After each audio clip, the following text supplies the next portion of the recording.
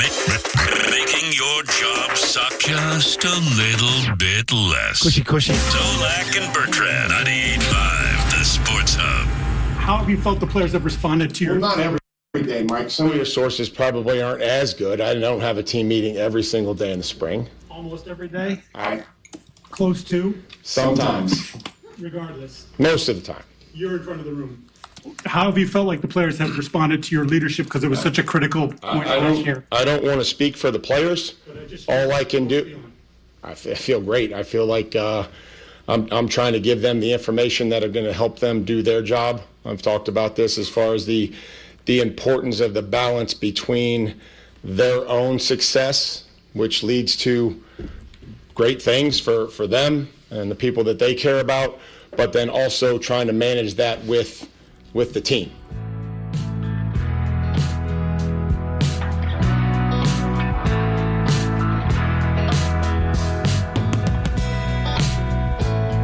That is Mike Vrabel and Mike Giardi with a back and forth there.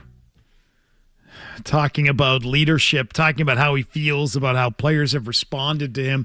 Mike Vrabel is clearly going at Giardi a little bit there based on his reporting at the end of April that the second go-round of Mike Vrabel meeting with his players, that the message did not land as well as it did the first time after going back for the second meeting.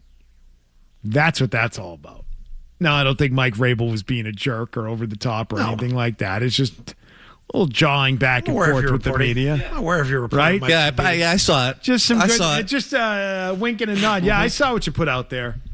I saw what you reported. I don't have a meeting every day. I don't want to speak for the players, right? So that's what that's all about. That's why that happened between those two in the press conference with the press. Cheryl Johnson wasn't there, though. No, she wasn't. What do you think she'd be asking today? Oh, what would Cheryl Johnson ask a day like today? Coach, how's your new office? Bingo. That would how's be your new office in the new building? How's the new walk? Yeah. That would be an excellent way of going about I'm interested that. to see how they feed the press down there. Like, before they just had like tables. Don't you mental us. Yeah. Well, you asked about Cheryl Johnson. I do think, look, you said it before. I mean, that's going to be it now for the Rossini stuff until she speaks. We're done. Yeah. I thought he handled it well, kind of pivoted to being, I'm excited to be out there coaching again. We all dealt with the strat. I mean, he got 4 or 5 questions that were related to that and pivoted nicely, and I think that kind of puts a bow on it until something else potentially drops or she speaks. And when asked about missing that third day of the draft and about the potential for missing any more time, he said, I'm going to be out there today in full force. Who knows what's going to come up? Anything can happen. Didn't you find that a little bit interesting? Oh, what's that all about? What? Really? Okay. I mean, yeah, of course. It could be anything for anybody that would prevent you from being out there. But it wasn't a question about, do you plan on,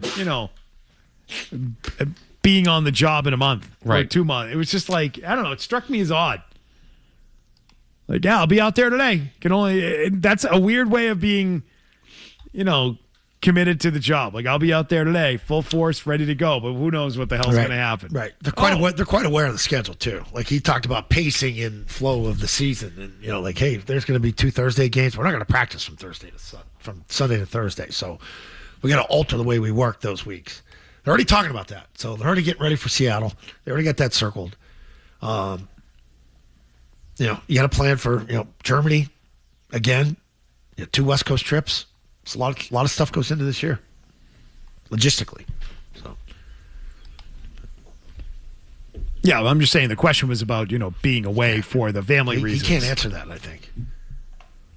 Sure, he could. I don't think any of us can. Yes, he could. He could say, "No, I'm here until I'm told I'm not here." I'll be here moving forward. There's no other days that I foresee me not being here." That's the answer I thought we were going to get. We got the opposite. We got the I have no idea. Anything could happen. What's that? Like, whoa, what could drop? The Florio thing. I don't know. More information related to what has been out there this offseason that would take him away from the team? Is that the concern? I mean, I guess he's just not wanting to box himself in where someone can bring up that quote again if he does happen to miss it. But again, what would you envision where you would have to miss it? Right. Why would you box him in by him saying, I don't foresee missing any more time. I'm good to go.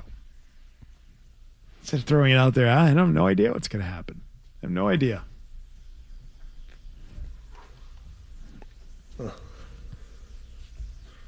Strange. It is strange.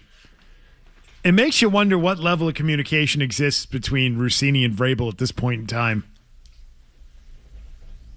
And if it's none, is that now a complete unknown for him as to where she takes it next? See, I think there's people that want to know, like, have you guys communicated since the break? I want to know. Yeah, since this broke.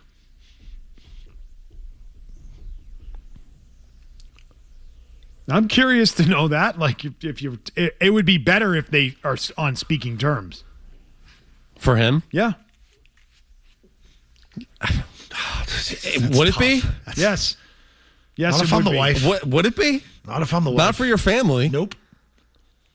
Oh, yeah, no, I'm still in constant contact. Relationship's still good. Yeah, absolutely. Stop that. You know what I mean that by can't this. exist. I know what you mean, but some level of communication. There can't be. Even if it's by email. No, I mean, no. What do you know? Like, something. She'd have his balls. Yeah, something. No way. You don't think so? I think maybe like an intermediary, someone else that you can. That counts. Someone that's a go-between. Hey, make sure we're still good here. Yeah, no. Someone that might know both of them well.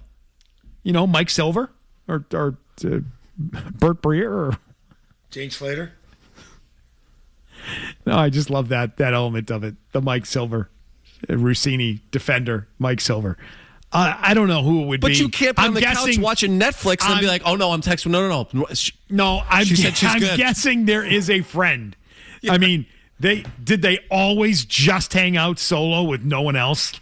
What appears that way. Who carries on a relationship for that many years and you never are with anybody else? And there's just no one in the know.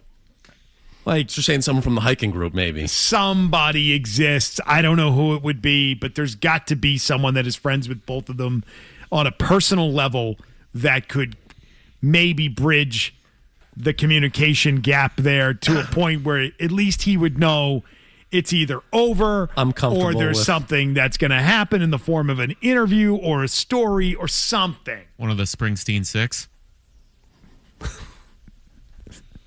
Yes. Someone to be the person who talks to both sides. Hell, even if it's your lawyers at this point, something. Yeah. Some way to know.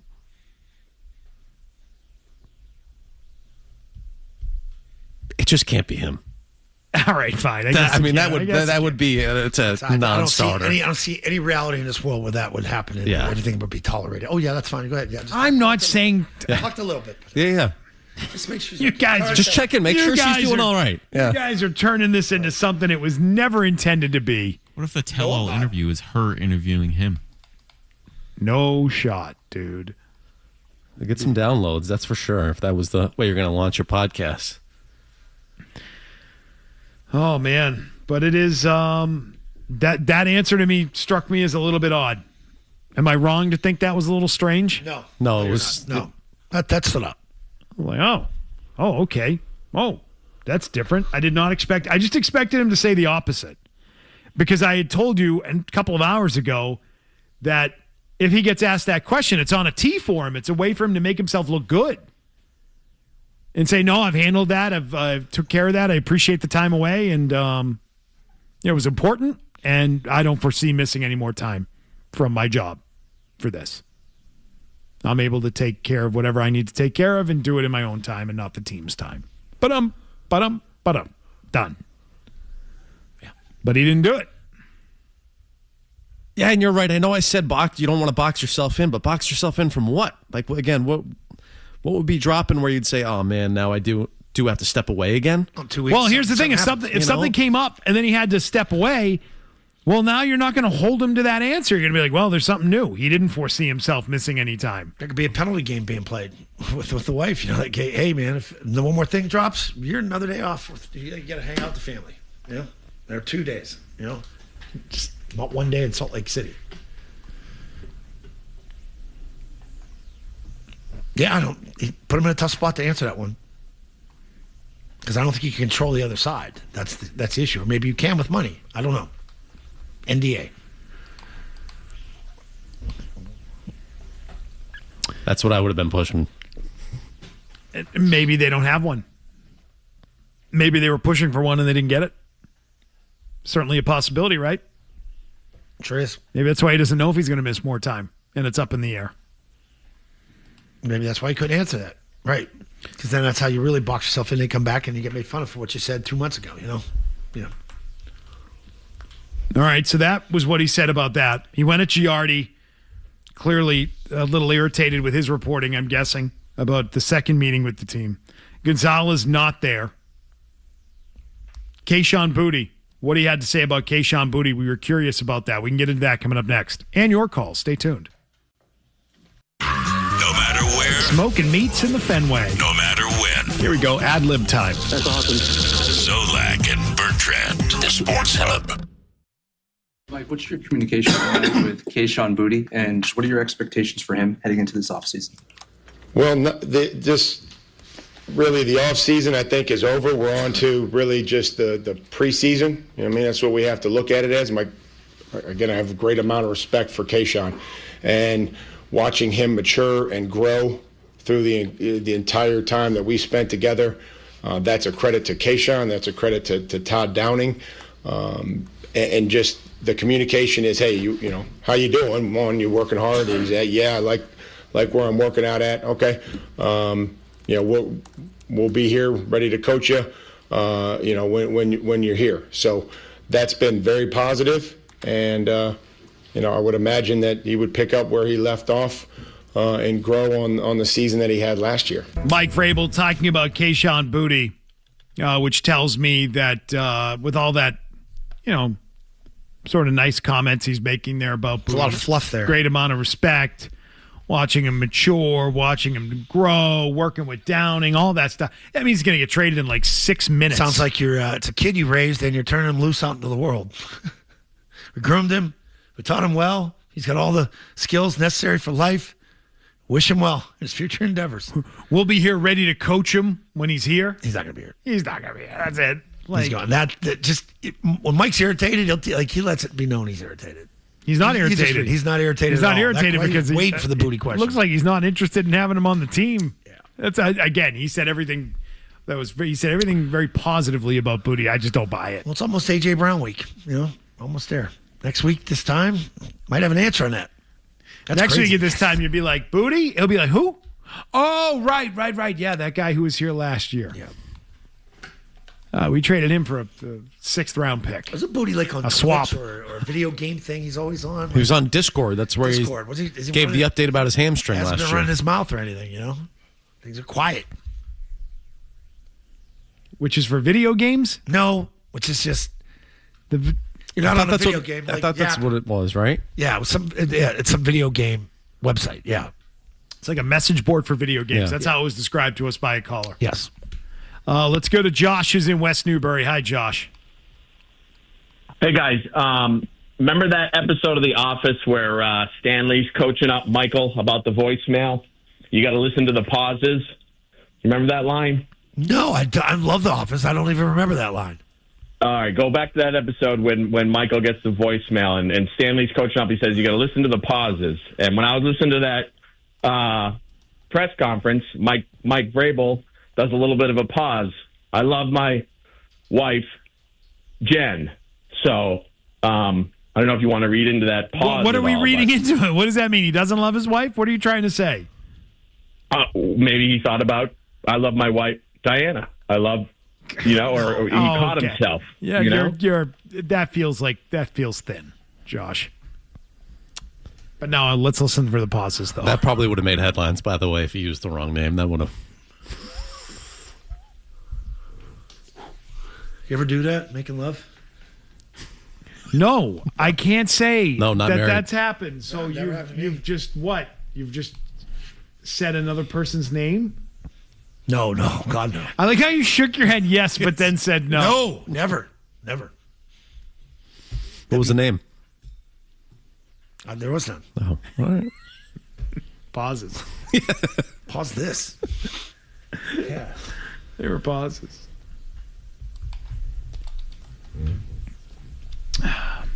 What else stood out? Anything else that we're not talking about from Vrabel's press Nothing conference? about the quarterback at all. Health of the quarterback. He had put on some weight. Get stronger. That's a good point, Zell. He got asked about Kyle Williams. Well, Kyle Williams is the one that talked about, like, yeah, you guys, I'm thicker. I put on some weight. Again, I appreciate my family is great. I love Jen. I love the boys. Ooh. Maybe there was something there, Josh, that we didn't pay close I think attention. he's thinking right there on the spot as he's talking, am I saying my wife's name? Am I bringing her out in this? You know? He said, yeah, I'm going to do it, Jen. And the boys. Yeah.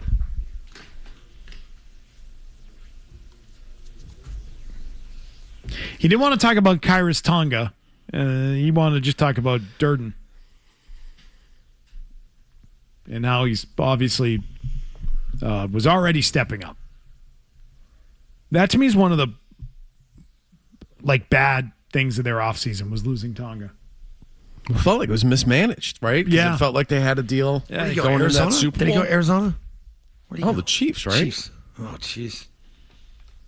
That feels like a screw up on their part. They blew it. Feels like they blew that one.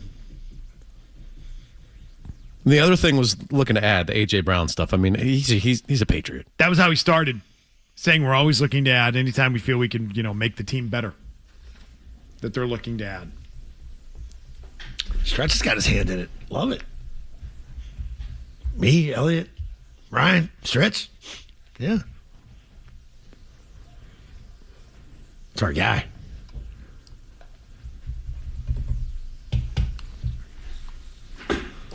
All right, 617-779-0985. Gonzalez holding out. They better pay him. They better get him on the field. If it leads to a hold-in, what kind of distraction do you think that becomes come training camp? Is it one that they want to deal with coming off a Super Bowl? Is it one they want to deal with heading into a tough year? No. I'm not sure it is. No.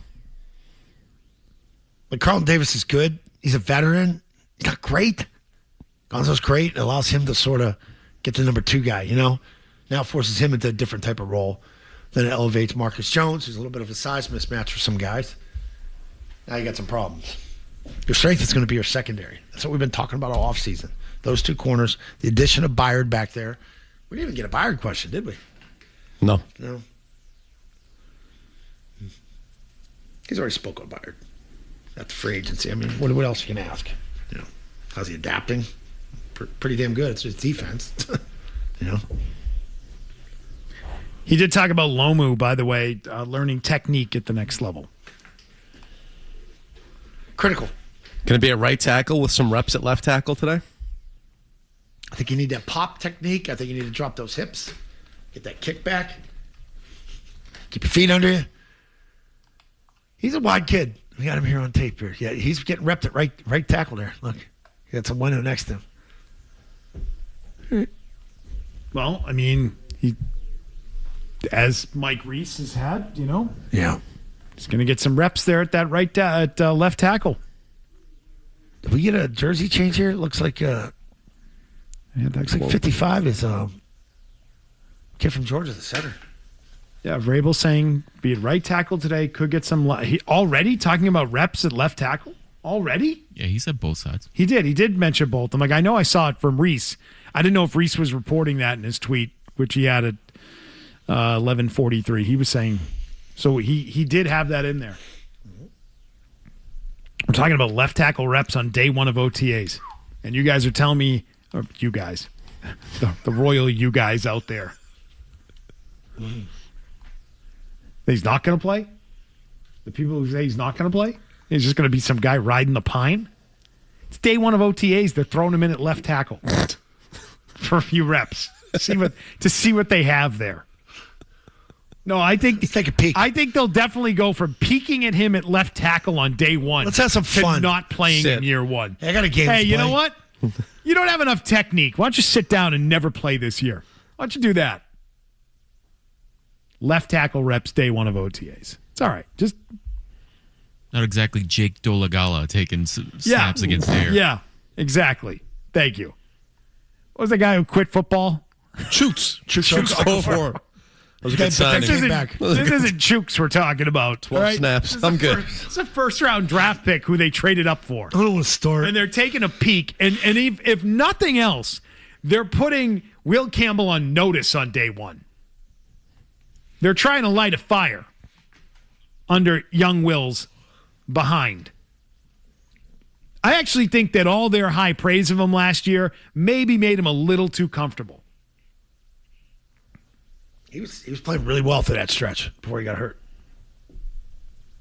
And then it got worse after that. I'm not letting him off just because he came back and he playing through an injury. Like, there were some bad plays he had, real bad plays. Stuff that you really got to look at. Man, Lomo's thick, huh? Yeah. He's got a big ass, huh? Yeah, He does. Yeah, and he's a rookie. Remember that. All the guys that they've had play left tackle, they've sort of come in a little bit undersized as rookies. Will Campbell included, Matt Light, Nate Solder. Remember how skinny Solder was? Yeah. Like, all those guys got bigger as their careers went on. If Lomo's getting bigger, he's going to be big. He's going to be a big tackle. How tall is he? 6'4". Give me the measurables there. He looks 6'4". 6'6". Yeah, 6'6", 313. 6'6", so. That's a big boy. That's a big boy. Big boy. 6'6", 313 right now. He's going to get bigger. I bet he ends up playing, once he starts building muscle, he ends up playing at like 320. It's a big dude. Big dude. Left tackle type material there. And day one, they're talking about some reps. I think he's going to play. I like my chances on this one. Get your jerseys. Get your Lomu jersey. I know he doesn't have a cute nickname yet. You know? No, all you big country people are all about that cute nickname. He doesn't have a cute nickname, but he might go out and maul some guys. Hoss. Big Hoss. Hoss. Playing left tackle for the Pats. Who's the last lineman here that actually moved jerseys? Like, there were plenty of Mankins jerseys back in the day. I remember those. Mankins definitely had jerseys. It's a good question. John Hanna retroactively. Yes. Wow. Mouth has 3 of them. There were some Matt Light jerseys. I think so. I think there were Matt Light jerseys, but beyond that, Andrews has had them. I've seen Andrews. Yeah. I think Andrews. That might probably be did it. pretty That might well be the with last jersey one. Sales. Current. Was current, too. Yeah. Never like a skinny guy Nothing thing. like, you got to get like a good Volmer jersey, you know? Seabass. Other than that, I don't know. I think you're right. Light jersey mover. Get your Lomu 74s lined up. Lomu's it. Lomu. Get it. More to come here on Zolak and Bertrand right after these headlines. We need to get into the Red Sox. They lost again last night. This is ugly, guys. Ugly. Oh, you're getting They're scoring more runs, You're getting the break Yeah. point, though. They are scoring more runs. Let's update the math. This is something I'm going to enjoy doing all the time now, is updating the Fenway Park Red Sox math as the season progresses. More on that next. We're back with more Zolak and Bertrand Those are the things I'm working on with third graders. on the Sports Hub. Ground ball, bobbled, but he retains it. He flips on to first, and Atlanta wins the game by a final score of 7-6. Red Sox made a run in the ninth inning, but when trailing by 3 runs or more, they are now 0-21. 7-6 the final. And after that loss, they are now on pace for 25 wins at home this season. The number drops. 25. That's How does that? 4 in a row at home, right? Yeah. How does that make you feel Terrible. about these Red Sox at home? That's gross. That means they're going to, again, if this trend continues, They're going to sell. they'd go 25-56 in front of their home crowd at Fenway Park. It's unacceptable. That's drastic changes. Let's fire the GM, which may happen if this continues. It's a winning percentage of .308 at home. You got to get different players. You can be in a sell-off. Get rid of Duran. Get rid of whoever else you need. Maybe sell for a pitcher, too. Well, Duran went yard early last night. Yeah. So, he had the back-to-back home runs, and you thought maybe this is going to be different. Wasn't. No, I mean, they're 12-14 since they fired Alex Cora. Y'all read too much of that Minnesota sweep. Period. The Kansas City. I'm sorry, Kansas City. Kansas City. Jesus, yeah. You read too much into that one. So we turned the corner. They didn't turn any corner. Came right back home and got their ass kicked 4 straight games. They'll probably lose the other 2. Braves will probably sweep them.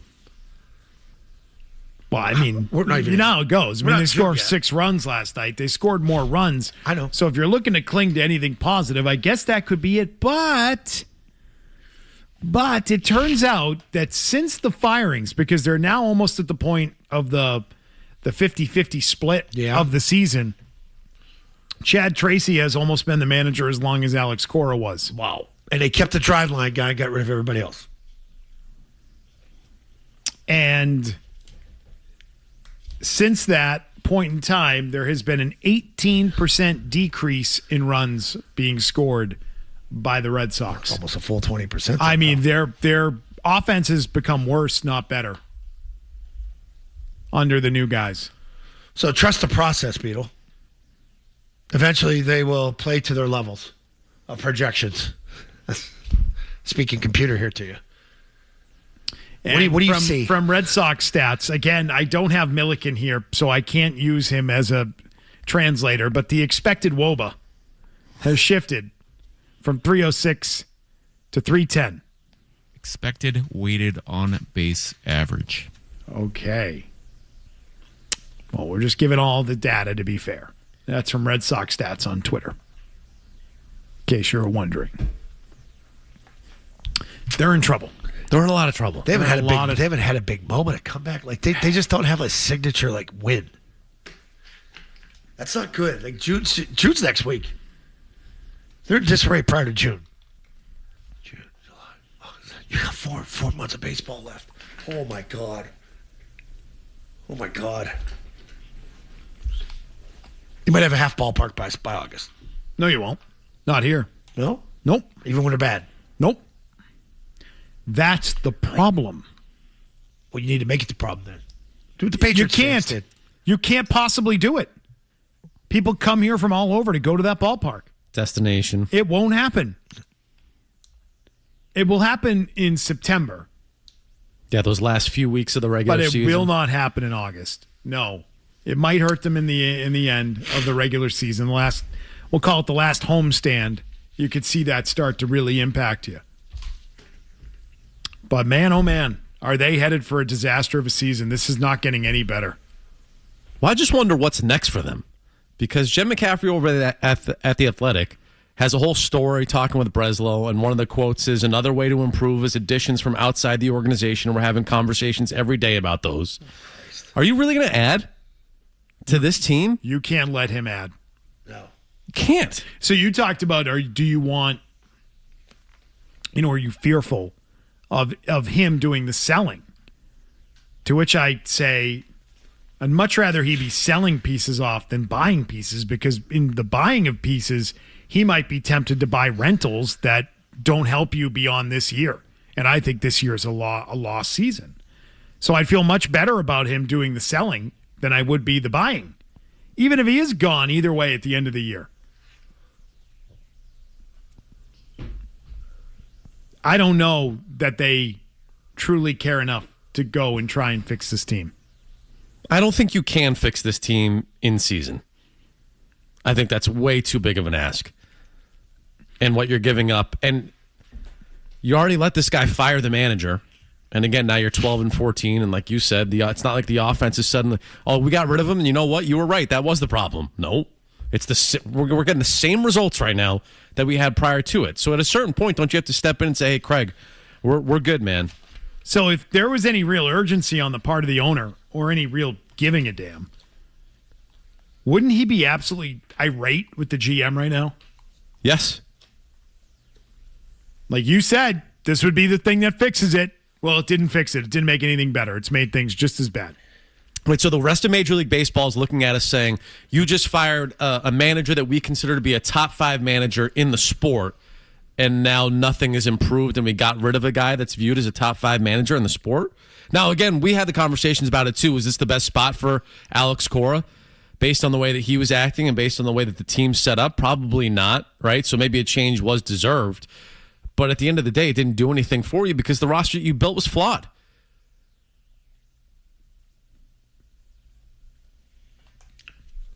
So if the owner cared, he should be mad. I don't know that he is. Mad at himself. But this just proves that the problems went way beyond the coaching staff. And the biggest problem they're not talented. Is the construction of the roster, which wasn't even constructed with Fenway Park in mind, as we've been saying all along. Right. Right-handed hitters could use the ball.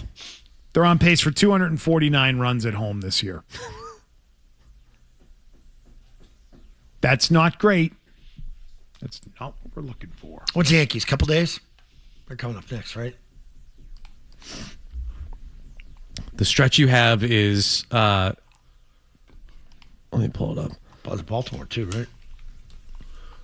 No, Tampa, that was it. Yeah, it's Baltimore. Baltimore, Tampa. Yeah, Orioles for 3, Yankees for 3, Tampa for 3. You're playing They're at nine games in 10 days there. Just don't get one day off. Whew. May 27th. Toast. Totally. Feels like a lot longer, doesn't it? Didn't make it to June, man. I don't care about the wild card. How many games are they out of first? Pull the standings up. Because I can't get it on my computer. You are 12.5 back of Tampa Bay right now. Remember when, you had Dire Straits 6 but that's back in the division. at this time? I know. What are they out of the wild card right now? Because I do How many feel teams are they behind? there are 4 teams out of the last spot, but there are, I can tell you right now, to get into the last spot, they would need to leapfrog 6 teams. But there are 6 teams that they would need to leapfrog to get into the last spot. And those teams are Houston, Baltimore, Texas, Toronto, Seattle, and Minnesota. Yeah, I don't feel great about that. Yeah, you can't even feel good about Minnesota anymore. Let me put it a different way. There's only 3 teams behind them in the American League. There you go. It's the Royals, Angels, and Tigers. It's tough company. Okay? It's tough company. And while they are while they are 4 games out of the wild card, they are only 2 games back of the worst record in the American League. How does that feel? Not good. Job, Brez. That's the number we should be talking about when we're talking about these wild card standings. How by the many games out of the of last spot? Yeah. Of last place in the American League? 2 back. They're currently 2 out. They're plus 2. It's not the wild card; it's the instructions card. Yeah. They're plus. You know how they do the pluses now? Yeah. In the wild card standings, yeah, they're plus 2 in the worst record in the American League standings. They're plus 2, so that's good.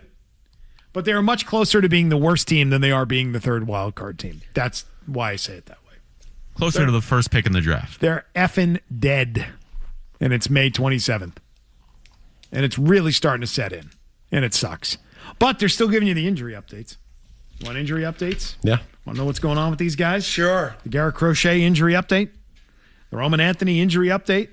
Wilson Contreras, American League Player of the Week update. Woo! Let's talk the injury stuff. That's next. Zolak. I got a pillow over my head. Bertrand. Doesn't make it normal. The Sports Hub. When I say, speaking of being smarter than everyone else, look, God, you got a gift. You got a gift. Since the 1930s, when they put the wall up in left? 1934. 34, okay. Get a wall in left field. It's 300 feet away. It's big. It's 37 feet. And it basically has a sign that says, hit me here. Hit me here. And all you have to do is get a right-handed stiff to just pepper the wall. And you're going to have some doubles. And the Red Sox, Gasper, have decided that they don't want to build their team with right-handed power guys who can get you easy doubles. It is so stupid. It's dumb. Like, I don't care how you feel about Lou Gorman back in the day, Dan Duquette, Dave Dombrowski, all these general managers said, well, there's one thing I know I got, that wall. I'm going to take advantage of that wall. I got to find pitching and all that stuff, but at least I got the wall. But Craig Breslow and his guys don't have a team that can take advantage of the wall, and that's why they suck at home. This is what happens. You end up with a team out here in the real world that doesn't actually matter. It doesn't actually fit what the ballpark is because they're just winning it trying to win analytics. Nice job, nerds. That's what they're doing. That's what's going on there. Isn't it the case? Kenny Atkinson, maybe next manager here for your Boston Red Sox. Nice. Bring him in. Fit. Bring him in. He's getting ready for a Game 5 right now. He's going to be tied up for a bit. They're going to play at least 6 in that series in his mind. 2-1 already. Yeah. Yeah. Okay. Roman Anthony has taken some dry swings. I've taken some dry things, too. Dry swings, which marks a significant step forward for him. Would you compare this to playing not tossing from a mound, but playing catch on a flat ground? He's not feeling as much discomfort in the front end. Just a little bit. Like on the follow-through, in the back end. So he's only got back end pain, not front end pain. This is good. This is Ellsbury 2.0, dude. Just get ready for this dude. Front and back, remember? Front and back. I just got the back end pain right now and the follow-through pain. Follow-through. Just gotta let it. Front end, none. Front end is good. Front end is good. Fine-tuned machine. What's the next step? They stand there in front of him with a garden hose and squirt him while he's swinging? Wet swings? Yeah, here's some wet swing. What are we doing here? No, they don't want to make contact with the baseball because they don't want the vibration through the bat to. Here we go. Here's the quote from Chad Tracy. The next step will be the same thing tomorrow, only increasing the volume of the amount of swings he takes. Yeah, it's going to be June next week, bro. Okay. And we can increase activity as his tolerance dictates. He's dictating a sentence. He just did. I know he did. But a step in the right direction for him today. Chad Tracy on Roman Anthony. Let's give it up for Roman Anthony. All right.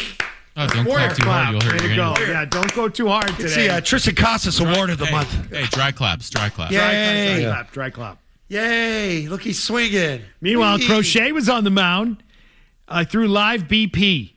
First time he has faced hitters since the injury, which was on April 24th. He said he'd be out for about 15 days, if that. It's been a month. Yeah. It's been a month and a few days. Yep. So never believe them. It's been over a month. So Roman Anthony's not back. Garrett Crochet's not back. Michael Hawley's never looked better. Jared Duran has never looked more stupid. Good job, Hawley. So that's good. Another step. Crochet referred to it as checking a box. And he said that his bullpens were going poorly, and that he said, dude, I'm just not a bullpen guy. Got to go throw that BP. Oh, like a Jimmy G type, not a practice player. I like gamer. that. Yep. I like that, though. Yeah. So if he were a batter, he would not like dry swings. No. That's not his thing. Is that dry line? Is that their new thing? Dry line? Who coaches that? What a waste of time. Updating dry swings. I guess when we're talking about this team, Roman Anthony, it doesn't sound like he's close. So I don't think you can expect him back anytime soon. No, and then Jemai said, too, that he's probably going to go to Worcester last night during the game eventually. So you're talking about a rehab assignment on top of all this stuff. Yeah, which feels like it's weeks away. It doesn't feel like a guy who's still having discomfort while swinging a baseball bat. Again, back-end pain. On the back-end pain is ready to start a rehab assignment anytime soon. Meanwhile, Wilson Contreras was named the American League Player of the Week. He was 11 for 24 for the week. He batted .458. So good for him. They should trade him and Duran tonight. My question is, once that happens, how much worse can this team get if they start selling off pieces? record-wise. We thought they were going to be atrocious without Durant, without Devers. It's the offensive thing. I mean, if you get rid of Contreras, this lineup, man, is so bad. So bad. They're so bad already. They've dropped 4 straight at Fenway Park with Contreras being in there contributing. So, like, what happens if this goes away? What happens if you remove Contreras from the lineup? And Durant's hitting right now, but he hasn't hit for much of the year. So that one I'm not thinking about how bad it could look. But without Contreras, doesn't mean they shouldn't do it. Who needs a closer? Chapman. Who needs a bat? Contreras. Who needs another outfielder? Duran. Who wants to take a contract off our books? Yoshida.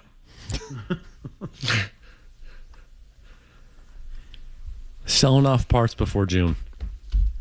That's what you are.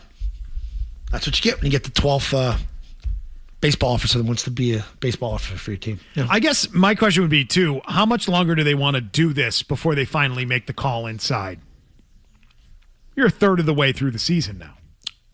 You know what you have. There will not be any surprises. There's no fake expectations here, right? It's like the Brad Stevens way of looking at things. Well, there's no under-the-hood metrics that would tell you that this team is underachieving right now. Everything that you say, they're bottom of the league in all of it. They stink. So they have good pitching. We know that. Yep. Some nights, a lot of nights, they have good pitching. But are you going to be mad if they do it? I'm not. You can't be. No. I won't be mad recognizing at them. failure. Are they afraid of the casual fans being mad at them? Are they worried about their TV ratings? They don't care about them. Which I can't imagine are good anyway. I can't imagine they have great ratings. Is Contreras going to be the guy that changes TV ratings dramatically? I don't think so. No, but shouldn't, because I don't think they have anybody that dramatically increases TV ratings. You're in with them or you're out already. Like it's already been decided. Like from a fan standpoint, I think. What's driving you to rush to the TV to watch this team right now? Nothing. There's nothing. Like you said, Crochet's been out for over a month. The most talented young guy you have can't even swing a bat.